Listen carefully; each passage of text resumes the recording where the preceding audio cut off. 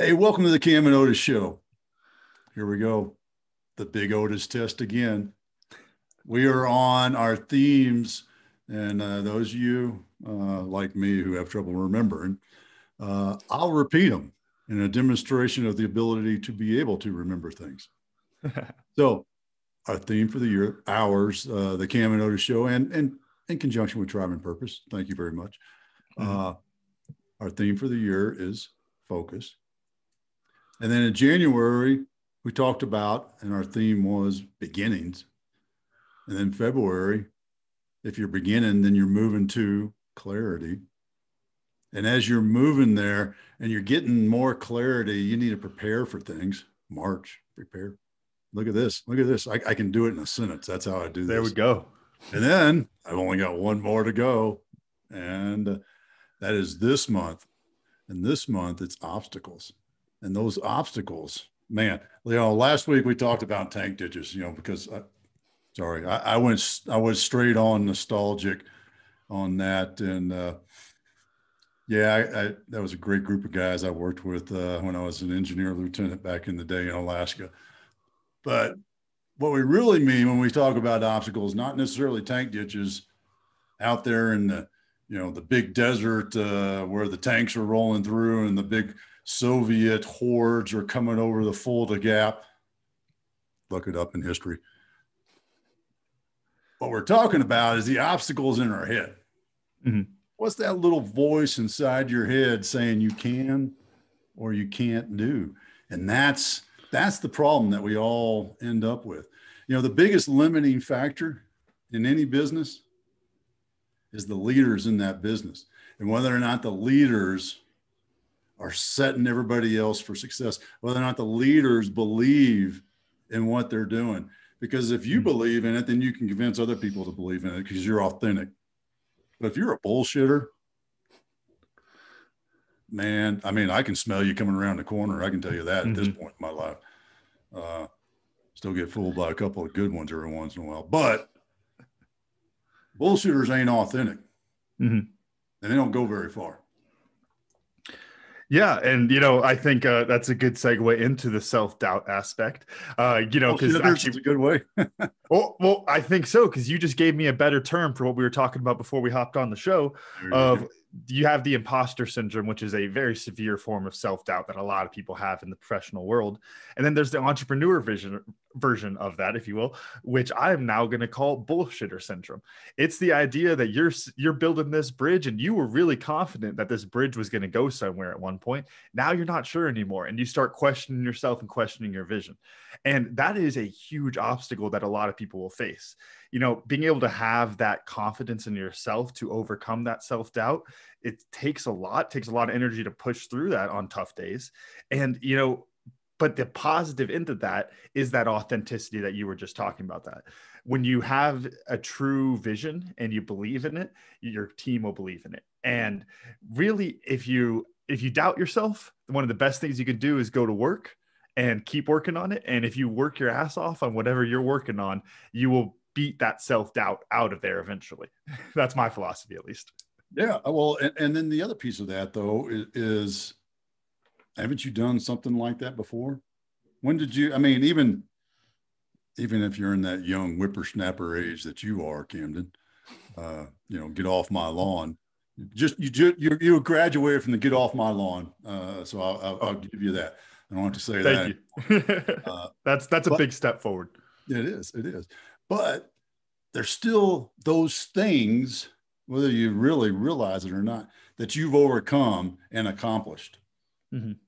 So if you sit down and think about it, because I do this with clients all the time, and that, well, if you did it here, those skills that you did it in this situation, how come you can't just do those same skills in this situation? If you succeeded on that and achieve that objective, reach that goal, won that thing, achieved that vision, why can't you do it again? Right? Are you still you? And truthfully, you're a better version of you now than you were before. Right. So, And, I think in addition to that, it's kind of it's about relativity. I think, when you're talking about overcoming obstacles, one of the main things that it's going to come back to is how hard are you working to overcome that obstacle? How bad do you really want it? How confident are you in your vision? Do you have clarity in that vision? And I think I got this from primetime Deion Sanders of what are you working hard relative to? And he was using it in the context of college sports. If you were the best guy in high school, you were an all-star, you were running through people, and then you come to my team and you think you're working hard, but you're not getting any better. Well, you're working hard relative to what? Relative to back in high school when you didn't have to work hard. The same analogy goes for gifted students. We've talked about this before on the show that it's really important to face failure in your life, and that facing those challenges, those obstacles, and overcoming them is really important to building up your character. And that's what that really comes down to is, okay, you're working hard, but relative to what? If you haven't been working hard before, then it's time to change your perspective and start working even harder on things. well, you know what? I can't get over when you started saying that relative, working hard relative is high school sports and probably even some college sports. I've seen your rugby team, the U of A rugby team, kind of do the same thing. Play to the level of your competition. Mm-hmm. And that's a mental block, because if you play to the level of your full capacity, achieve peak performance, to define that peak performance. And a good friend of mine told me this years ago, performance is equal to your full self potential minus distractions. And that's what we're talking about. What are those distractions in your head? If you are playing to your full performance, it doesn't matter how good or bad the competition is. Because if you're not playing to your full performance and you're playing to the level of the competition, and this goes in business too, if you see a business that's similar to yours doing something and you do the same thing, aren't you just playing to their level? Right. But and if you see that and you innovate off of that and you improve that, or you differentiate yourself. I've talked about this a couple of times with the blue ocean. You create your own blue ocean by your differentiation and your innovation of your product. I mean, in the end, if it's what are those two widgets made by two different companies?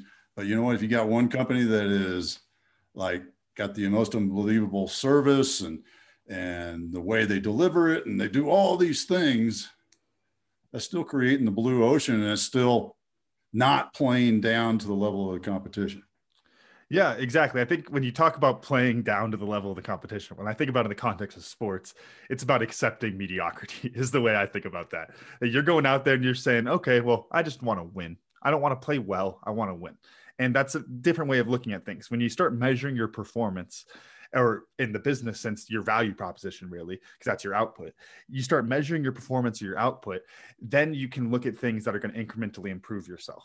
And you can focus on ways of improving yourself or your business rather than just focusing on just getting by. I was going to say, to me, the business equivalent of playing down to your competition is working like your current budget. So all of my fellow startups who have not been paid for a year of hard work will understand this entirely. You can't come into work like you're some kid starting up a business, to take my example. You can't come into work like you're just working in your garage. You got to come into work like you're a goddamn CEO. And when you come in like that and you elevate your energy to where you want to be, to what your vision is, that's how you can really rise above the competition.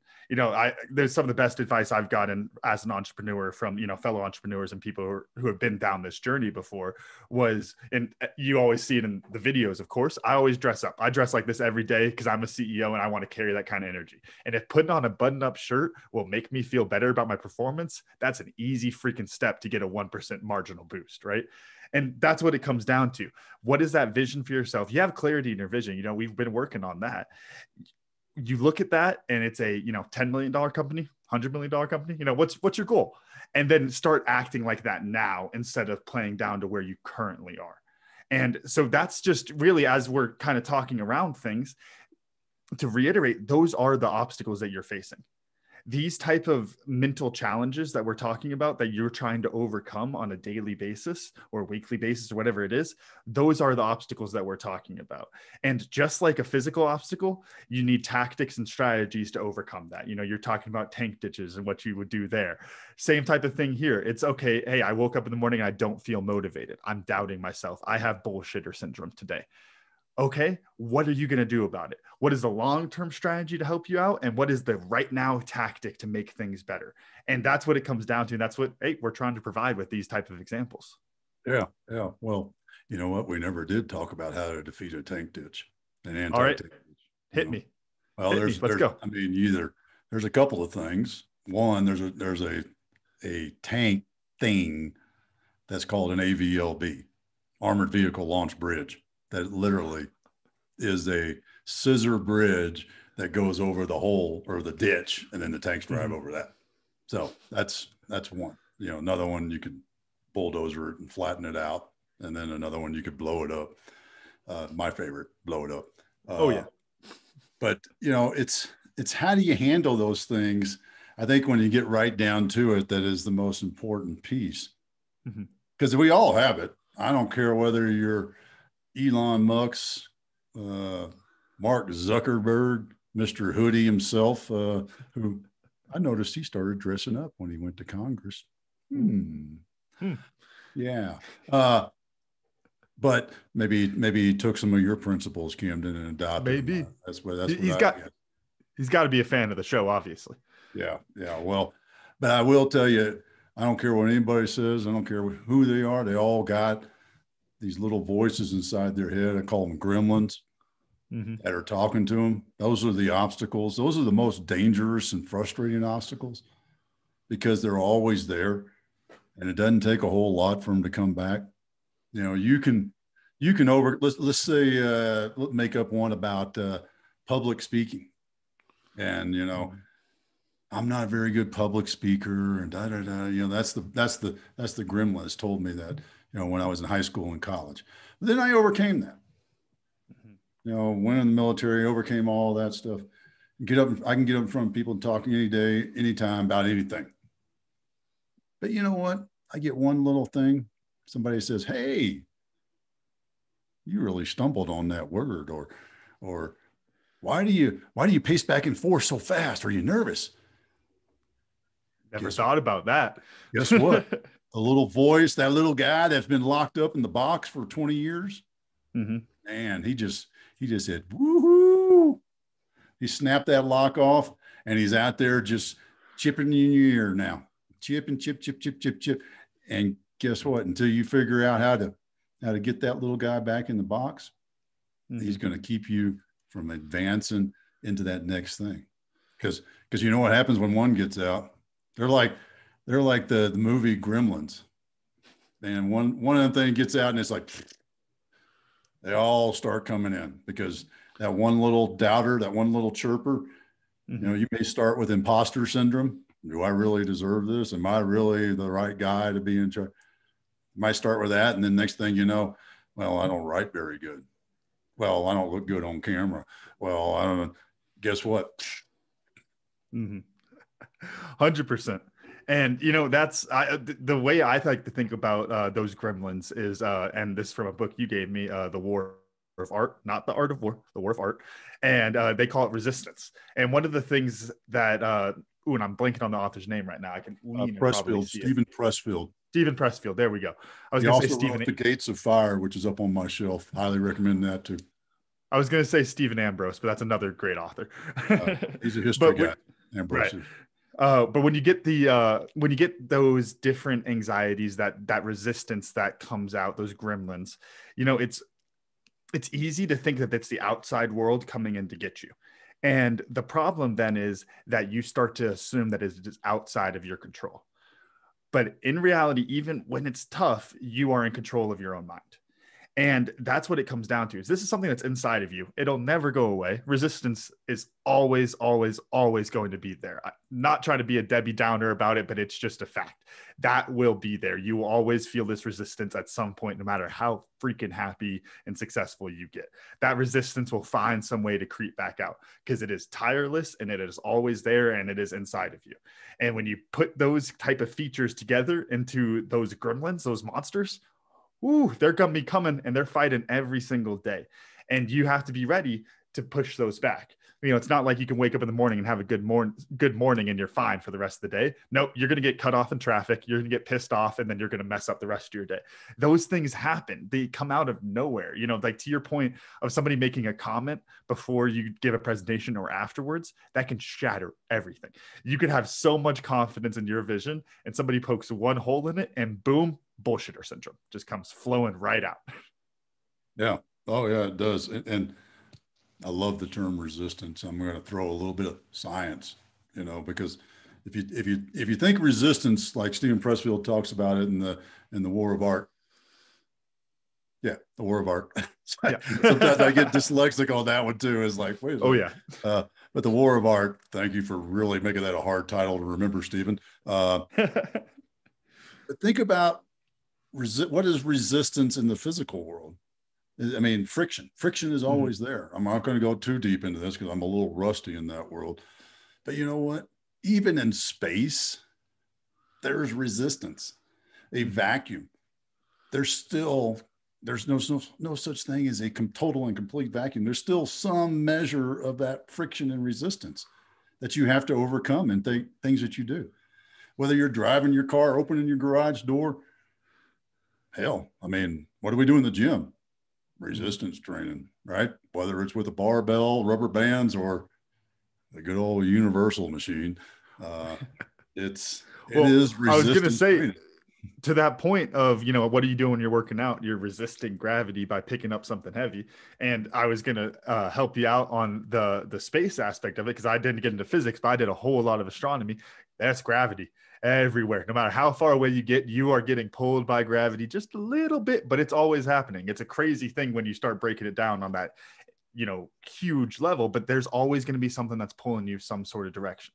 And so you have to understand that, recognize that there are all of these outside forces, the environment, if you will, that can affect you, and then choose to move forward in a way that is going to limit that effect or that you can use that effect. Well, and let's stay in that metaphor about the resistance training, because what are you doing when you go to the gym and you're pushing against gravity and you got the rubber bands or whatever system or just body weight in it, and you're getting that resistance and you're developing a muscle. Mm-hmm. And that muscle makes that movement easier and you can do more of that movement. Well, guess what? It's the same thing in our head. Mm-hmm. That guy comes up to you and says, damn, you sure pace a lot back and forth on the stage. And the reason I'm saying that is because I do tend to do that, by the way. And you seem to get faster in some hard points in the presentation. Well, yeah, thank you. Mm-hmm. I appreciate that feedback, and you know what? I'll work on slowing that down next time. But you know, that's a different approach as opposed to, you know, the pinprick in the balloon, like you were saying earlier, and all the air lets out of the balloon, and then, you know, there goes my public speaking career. I could never talk to anybody in front of anybody and do anything, right? That's the difference. And that's how you build that resistance, is by how does that affect me? Well, I can take that and adapt that. Or, like I've talked with a couple of people recently about this too. I can, you know, particularly in the social media world, and it's a nameless, faceless person that says something negative, do I really care? Exactly. But you know, I don't want to go down that road because that's a whole nother subject area. It goes back to the mental blocks in your head. What is your mind saying you can or cannot do?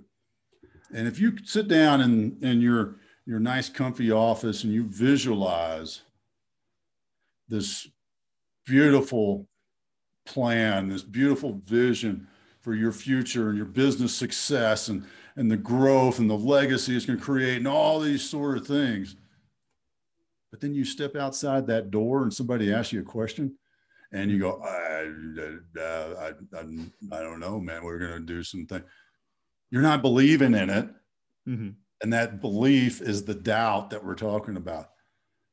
And so you have to, if you truly, truly believe in something, you truly, truly believe that it's for the good or solution, then don't let that little voice tell you no. Mm-hmm. Well, so I'm going to explore something that actually I really do genuinely hope that this will help somebody out there that's listening, because this really helped me. That self-doubt that creeps up on you, you're really getting into a verbal spat is what it is, going back and forth with yourself, right? And I'm going to call that a mental fight, because when you're talking about muscle memory, it immediately brought this to mind for me of it's like you're getting in a fight. You have to have a counter for the punch that the other guy is throwing, right? You have to have something going on. You're not just going to let him punch you, right? You're not going to get punched in the face and go, dang, that was a good punch, and then punch yourself in the face. No, you're going to have a counter for your going back. Same type of thing goes in a verbal situation, right? If you were, playing a game of rugby and better so, getting ready for a game of rugby, right? And someone comes up to you on the sideline and says, dude, you're going to freaking suck. We're going to whoop you so bad, 100-0. There's nothing you could do about it. You're going to feel stupid. You're never going to play rugby again. What would you say? I would go, okay, we'll see. And being able to tell myself, oh, we'll see, is one of the best things I've ever been able to do. Because I'll get that same kind of that doubter coming up to me before a rugby game. I do that to myself all the time with my business of hey, man, this might be a terrible idea. Okay, well, we'll see. Because I know what I'm doing and I'm confident in my work. Just like before a rugby game, if you have confidence in it, it's because of all the hard work, the muscle memory, all that different stuff that you're building up. It's the same thing in business. You're building up the confidence based on that hard work. That's how you overcome those obstacles. You work hard and you build that muscle memory so that if somebody throws a punch at you, you know how to block it and throw one right back. And then you can keep on working after that. If you were walking down the street and somebody yelled something terrible about your business out of nowhere, would it ruin your day, or would you laugh it off and keep moving? That's what it really comes down to. Are you going to let it affect you more than it needs to by going and letting it win, or are you going to throw that quick punch and keep moving? Yeah, I think that's a self-answering question, right? Because what do you want to do?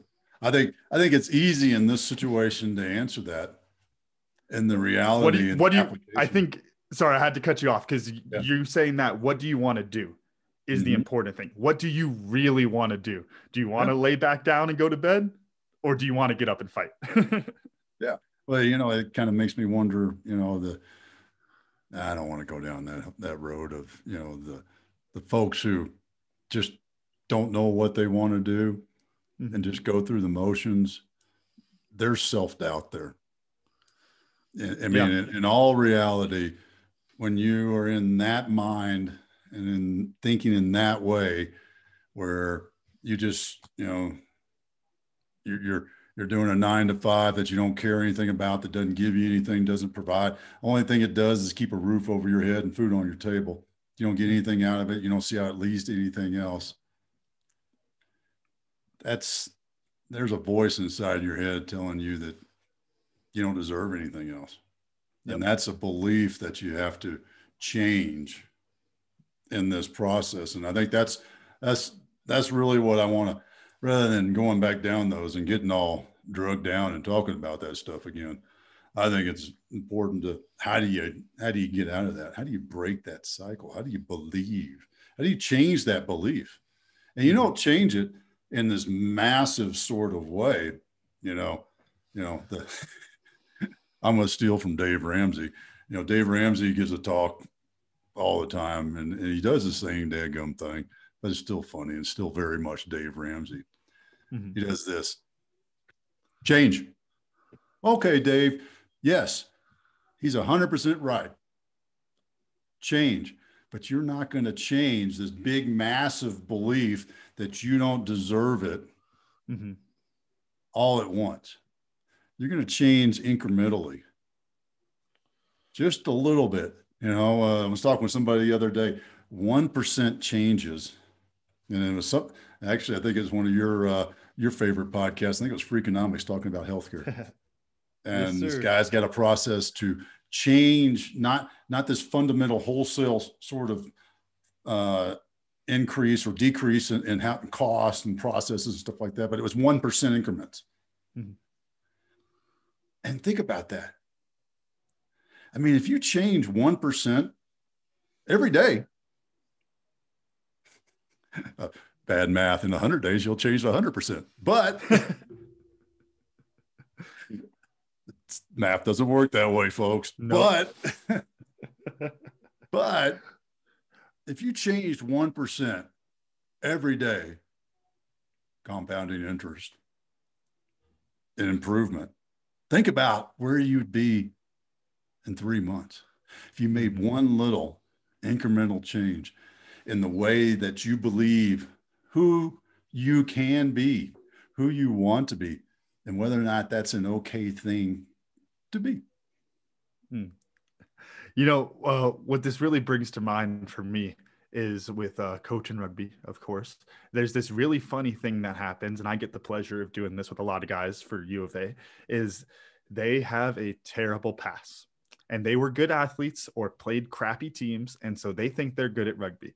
And they might be pretty good at rugby, but their pass is terrible. They might be able to get it far, but the mechanics are just like something that you and I would just shake our head at of how the hell are you even passing that ball?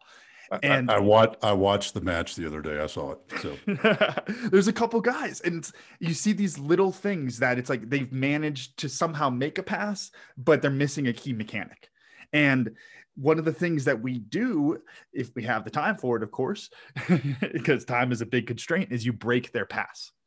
And you have to get them to stop doing whatever funky thing they're doing, because they're not even thinking about their pass anymore. They're just throwing it. And you have to make them think about it.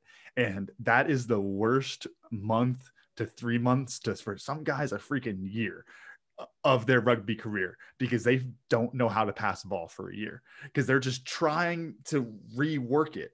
And you have to trust the process, though. You have to be able to go through and say, okay, I'm going to fail for a little while. And that's okay, because I'm going to slowly get better. That's what it comes down to. You know, when you talk about incremental change, you're talking about putting a huge challenge in front of yourself, right? I want to become this better person. You're going to fail at becoming that better person every day in order to become a better person. That's what it comes down to. You have to, in order to get that incremental change, you're going to be failing on something every single day. But that's why you have to avoid something we've talked about 100 times on the show, of the headwind tailwind fallacy. Don't just focus on your failures. Focus on how far you've come. Look back on it and see the obstacles you overcome. You know, we're going full circle on this, because that was one of the first things you said, to measure yourself against this obstacle compared to past obstacles you've won. Of, okay, well, I've worked my ass off harder than this before. I can do more and beat this. You have to be able to look at it like that and understand your improvements, not just focus on the negative things, not just focus on the obstacles. You know, to take your line, Dad, and don't just stare at the goalie, look at the net. yeah. Well, and Stoic quote that I'll mess up because I don't have it right here in front of me, but if you're afraid of being made a fool, you can never learn. So if you think about that, there's your, especially for a bunch of rugby boys that think they got the shit, right? Seen that, done that. Man, quick a lot, man. Whew. I feel like there's a couple more holes we could have done, a couple more tank ditches we could have put in place. In this discussion. But I'm going to go what I learned, and that's a tough one.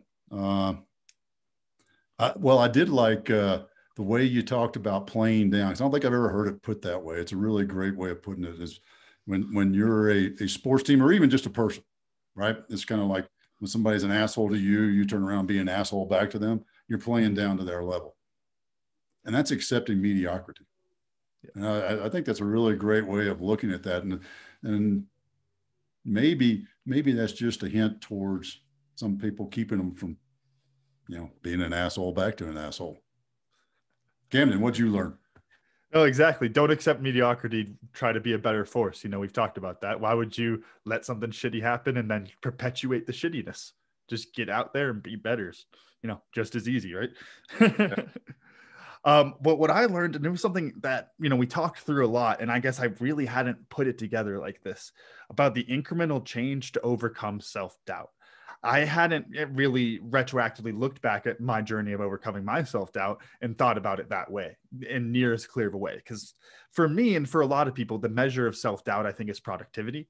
And so it's really easy to look at the incremental changes in your productivity as productivity changes. But in reality, that's you overcoming that self-doubt and allowing yourself to perform. And thank you for helping me put that one together, because I think that makes a whole lot of sense. Oh, great. Well, this has been a good one. And I think we got a couple more tank ditches to overcome. So Camden, run us out. All right. Thank y'all for listening to today's show. Special thanks to our sponsors.